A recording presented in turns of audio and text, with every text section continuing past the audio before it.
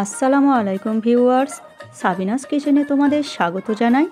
আজ আমি তোমাদের কাছে নিয়ে চলে এসেছি সাউথ ইন্ডিয়া স্টাইলের একটা রেসিপি। আশা করছি তোমাদের খুবই ভালো লাগবে। Let's go. Oh my god. Aha. Yes.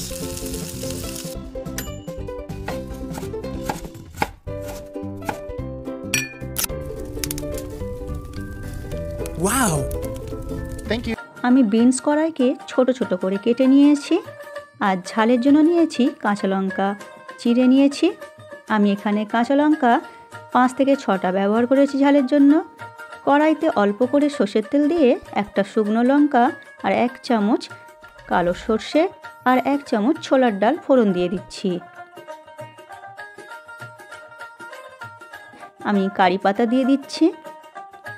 সব কিছু আমি লাল করে ভেজে নেব। ভাজা হয়ে গেলে কাঁচা লঙ্কা দিয়ে দিচ্ছি আর দিয়ে দিচ্ছি কেটে রাখা বিনস।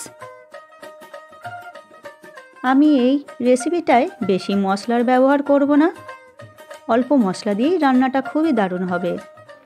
পরিমাণ মতো লবণ ব্যবহার করছি আমি এখানে।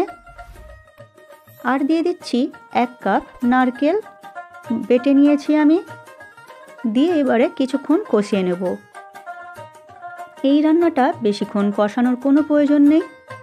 আমি যখন ভেলোর গিয়েছিলাম ডাক্তার দেখাতে, তখন ওইখানে এক রেস্টুরেন্টে এই খাবারটি আমি খেয়েছিলাম।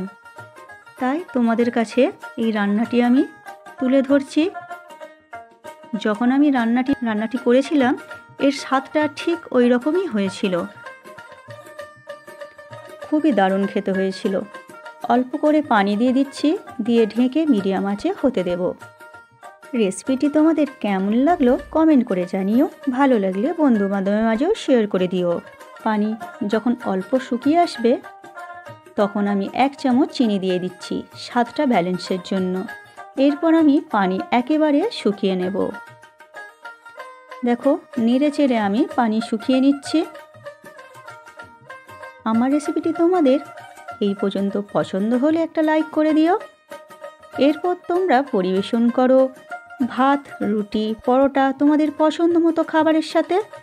আমার রেসিপিটি ফেসবুক থেকে দেখলে ফলো করে দিও, ইউটিউব থেকে দেখলে সাবস্ক্রাইব করে পাশে থেকো। আমার রেসিপিটি শেষ পর্যন্ত দেখার জন্য তোমাদের অনেক অনেক ধন্যবাদ।